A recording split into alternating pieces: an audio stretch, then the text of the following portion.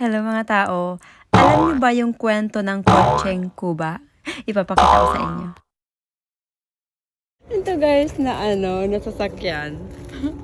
Kotseng Kuba yan tinatawag namin sa Bicol.